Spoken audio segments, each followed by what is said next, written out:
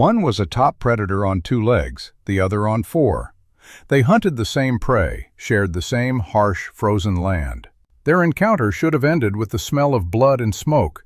Their alliance was not meant to be, but instead, it changed history and gave humanity its most loyal friend.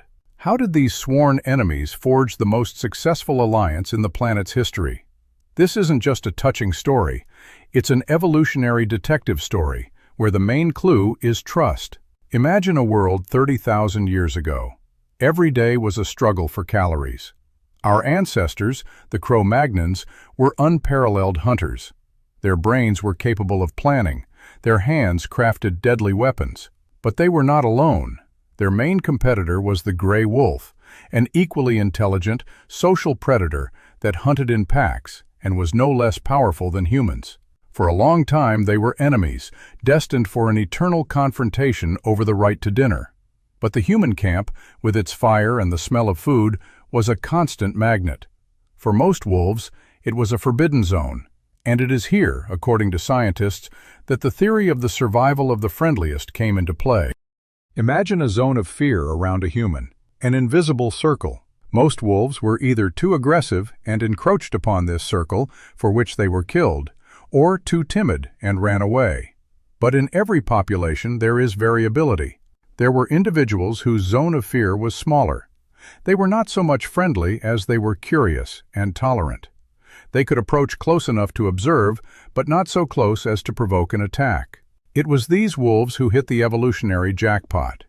It was a slow, tense dance that could have lasted for generations.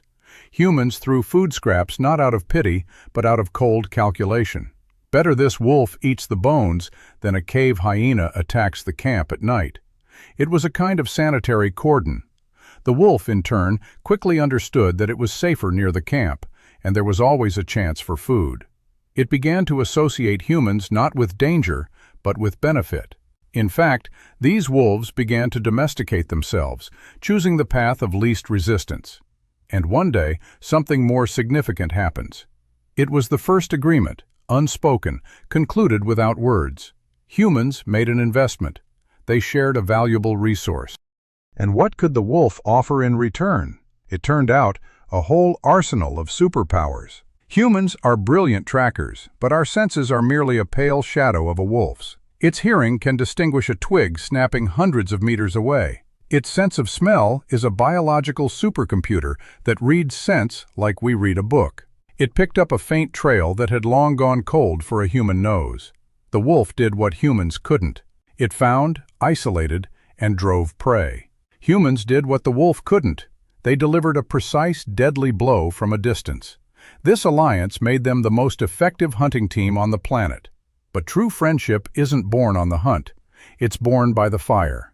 Its ears picked up what no human heard: stealthy footsteps, the scent of another, larger predator. It didn't just warn, it sacrificed itself.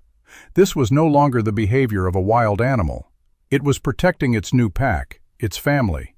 The hunters wake up to the commotion. The dog's owner grabs a burning brand from the fire and, with a shout, rushes at the lion.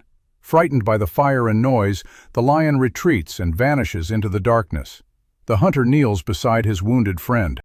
He examines its wounds, then tears a strip of fur from his clothing to bandage them. The wolf, whimpering in pain, licks his hand. At that moment, their agreement is sealed with blood and loyalty. The wolf ceased to be just a partner, it became a dog. This first alliance, forged by a glacial campfire, proved so successful that it forever changed both humans and dogs. Over time, we began to select the most obedient, the smartest, the most loyal. Thus, hundreds of breeds emerged, each for its own purpose: shepherds, guards, hunters, rescuers, and simply friends.